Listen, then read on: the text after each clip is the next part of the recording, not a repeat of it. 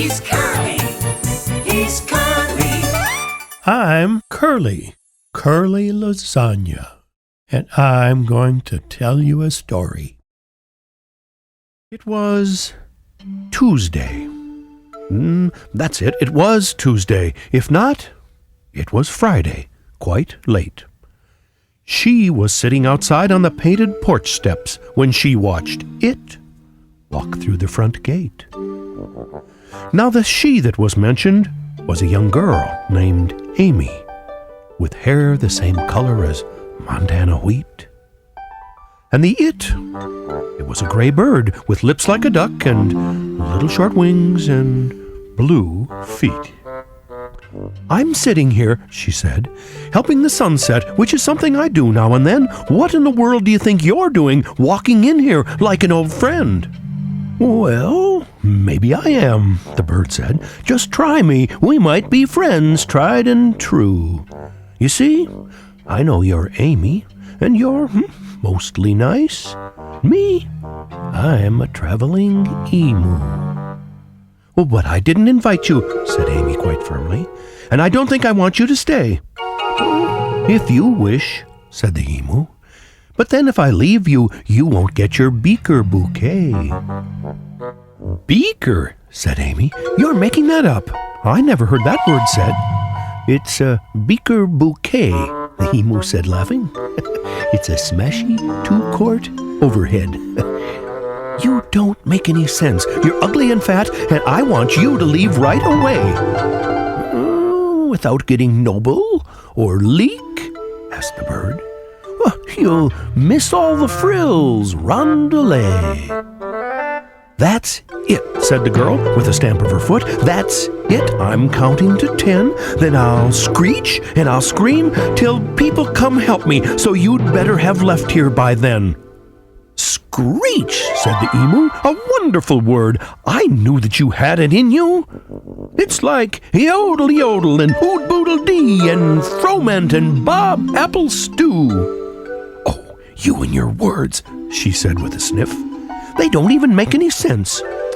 Don't have to, the emu said, winking one eye, as long as they have consequence.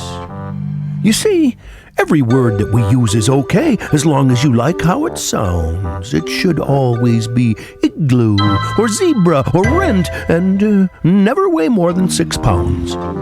Words are just words till you say them out loud. Who says they have to make sense? They fill up whole pages and decorate signs that say, "Look here now, ladies and gents." So, try it. You'll like it. You just never know what a word with another will do. It's a juxtaposition, a mite out of kilter, but sailors and tailors won't sue. And then she said, I don't understand what you're saying, but I do kind of like how you say it. Well, it's just a game, the emu said, laughing, and I sure wish that you'd help me play it. Now, quandary is heavy, and laundry is wet, and a joke can be terribly dry, and also is 2, and 4 words is 1, and 6 is too young, don't ask why. It's gibberish, Amy said, tossing her head. That, cried the bird, is a wonderful start. I won't play your game, Amy said with a sniff, and the bird said, Please don't horse your cart. Humph, said the girl. All right, said the bird, if that's how you'd like it to be. If it's silence you want, then silence you'll get.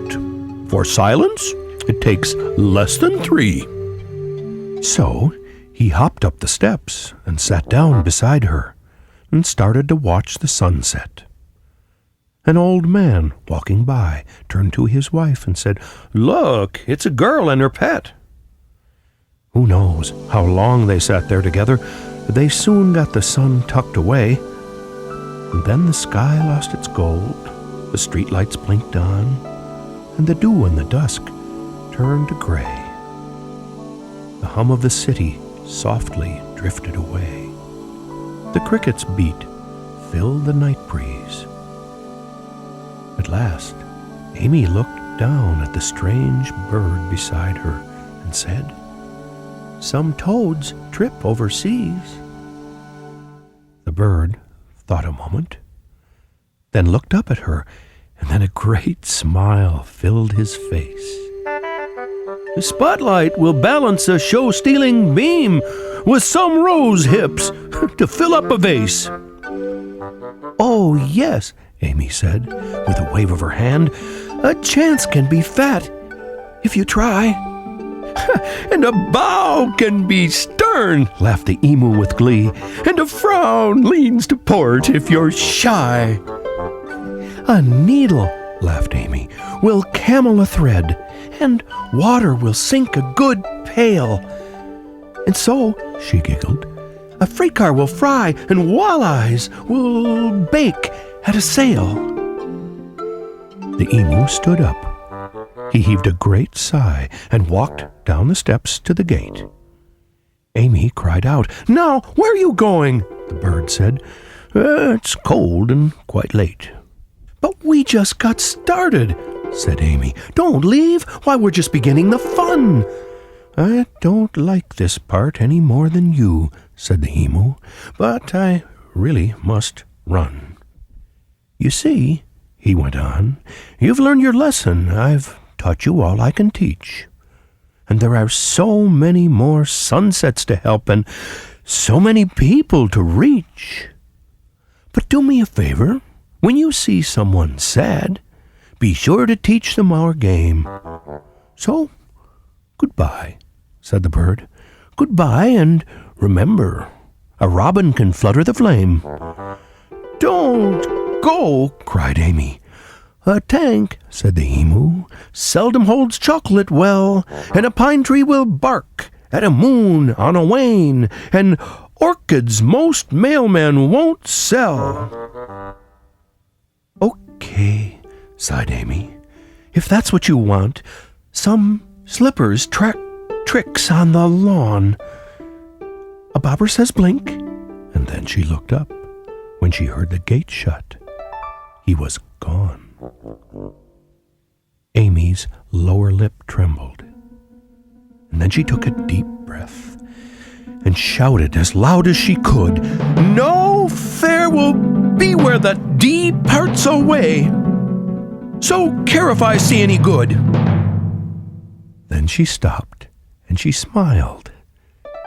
With a whisper she said, "Does a dove in the morning say please? So, let the fall chips on the by-cloudy drift, and farewell is kites in a breeze. So let the fall chips on the by-cloudy drift, and farewell is kites in a breeze."